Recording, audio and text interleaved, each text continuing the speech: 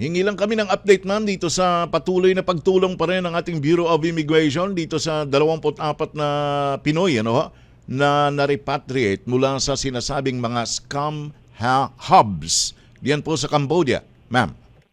Yes, ito pong mga kababayan natin sadly na-recruit po dito sa mga scam hubs. Actually, ang pangako po sa kanila na trabaho ay mga call center agent. Mm-mm. Tapos pagdating po doon, sila po ay pinipuwersa na maging miyembro ng sindikato. Uy. Wala na po silang magawa kasi hawak na po nung recruiter nila yung kanilang pasaporte, nandun na sila sa malayong lugar.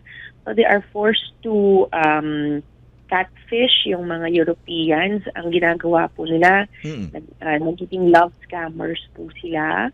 They would pretend to kumbaga, they would sweet talk yung mga kausap nila on dating apps. And then they would ask them to send money o kaya mag-invest sa mga crypto. Usually, ganun po yung ginagawa. Saka very elaborate po itong scam na ito. Talagang meron silang mga model para yun yung haharap nila kung sakaling kailangan ng video call or anything. So it's really, nakakalungkot po, Sir Alan, kasi this is just another batch of repatriated Filipinos. May nauna po dito, isang daan yata. Napakadami na po Opo. ng mga kababayan natin na nare-repatriate. And continuously pa rin yung ilan sa mga kababayan natin na ay nagpupumilit po na umalis under the same circumstances.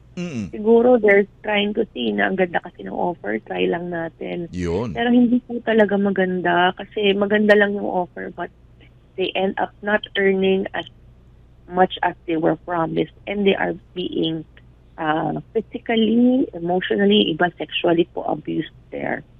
Okay. At itong mga sinasabing nagre-recruit sa kanila, ano ho ito? Dinadaan sa internet at ito'y mga individuals o nagkukunwaring mga bahagi ng ilang mga ahensya na nagpapanggap na legitimate ang kanilang pagre-recruit ng mga Pilipino palabas ng bansa, Ma'am Dana?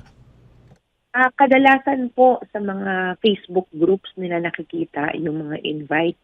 Pero we have previous instances po na nakita namin na may mga personal na nagre-recruit. Kadalasan po sa mga call center, meron dong naka-embed na yun ang parang pipirata doon sa mga empleyado at dadalhin sila sa ibang bansa. Parang pinirate sila. Yun ang feeling nila. Pero hindi talaga, scam hub talaga yung bagsak nila. So we've seen this over and over. It's been, I guess, more than a year that we've been seeing this, and lumalaki po, Sir Alan, yung industriya dun sa ibang bansa at nag-expand pa po sila into other countries with Filipinos being one of the main victims na pagtatrabahuin po nila dun sa mga scam hubs. Ayun.